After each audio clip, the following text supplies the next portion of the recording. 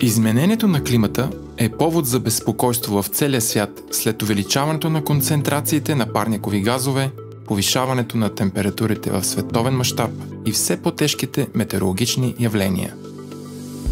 Зелените работни места са решението, от което има нужда нашата икономика. Те са насочени към намаляване на въглеродните емисии, всички форми на замърсяване, запазване и възстановяване на природата и природните ресурси. Зеленото работно място е от полза за околната среда, помага за намаляването на вредните емисии, подобрява климата, оказва положително влияние върху обществото. Зелените професии не само са полезни за планетата, но могат да помогнат за справяне с неравенствата и безработицата.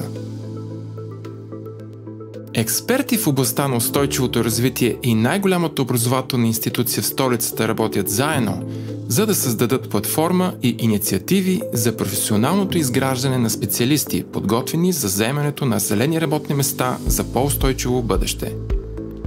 Зелените умения, зелените работни места и зелената икономика създават възможност младите да бъдат част от решението за изменението на климата, загубата на биологичното разнообразие, кризата с пластмасовите отпадъци и други екологични предизвикателства.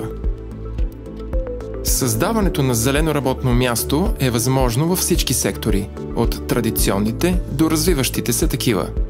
Проектът "Професиите, които ще спасят света" насърчава младите хора да мислят за нов устойчив път в кариерата, насочен към решаване на градските екологични проблеми.